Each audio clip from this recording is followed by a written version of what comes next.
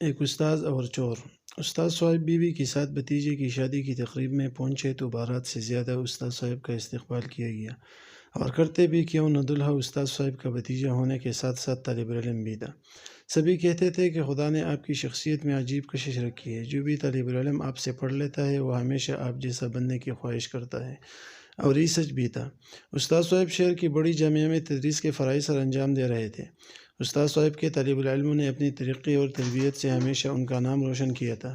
استاذ صاحب کو بھی بہت ناز تھا کہ قیامت والے دن جب اعمال کی پوچھ گچھ ہوگی تو میں کہہ دوں گا کہ میرے اعمال صالح میرے طالب العلم ہیں، جن کی میں نے تربیت کی اور معاشرے میں بھلائی پلانے کا سبب بنا۔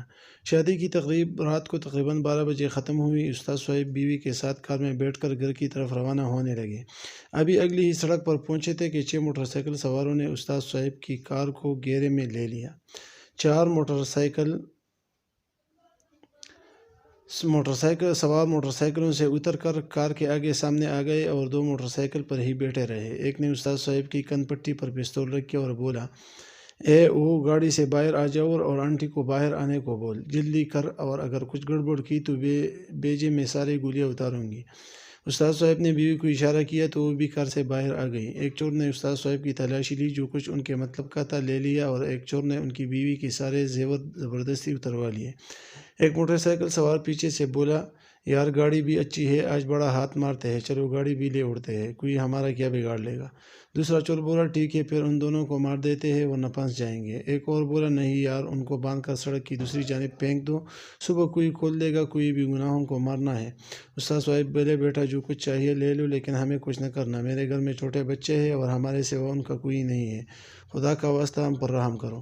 ایک موٹر سائیکل سوار موٹر سائیکل سے اترا اور بولا، تم لوگ سامان سمیٹو، میں ان کو باندھتا ہوں۔ جسے وہ استاذ صاحب کے سامنے پہنچا تو بولا، او یار، یہ تو میرے استاذ ہے، چھوڑ دو ان کو، سب کچھ پھینک دو، چلو یہاں سے بھاگو۔ جو ہی سب نے اپنے ساتھیوں کی بات سنی، انہوں نے سب کچھ وہاں پھینکا اور بھاگ کھڑے ہوئے۔ استاذ صاحب کی بیوی بولی، شکر ہے آپ کی وجہ سے بچ گئے، ورنہ آج بہت نقصان ہو جاتا۔ استاذ صاحب وہی زمین پر گاڑی کے ساتھ ٹیک لگا کر بیٹھ گئے، ان کی آنکھوں میں آنسو تھے۔ ان کی بیوی بولی، کیا ہوا، آپ رو کیوں رہے ہیں؟ ہمارا کوئی نقصان نہیں ہوا۔ استاذ صاحب بولے، میرے تو زندگی بھر کی کمائی لٹ گئی، مجھے شرم آتی ہے اپنے آپ پر کہ میں نے معاشرے میں چور پیدا کیے ہیں۔ استاذ صاحب بولے، میں اپنے طالب العلم کی تربیت نہیں کر سکا، مجھے تو ناز تھا کہ قیامت والے دن یہ لوگ میری بخشش کا سبب بنیں گے، لیکن اب مجھے ڈر لگ رہا ہے کہ قیامت والے دن فرشتے مجھے گھسیٹ کر جہنم میں لے جائیں گے کہ میں اپنا فرض پورا نہ کر سکا۔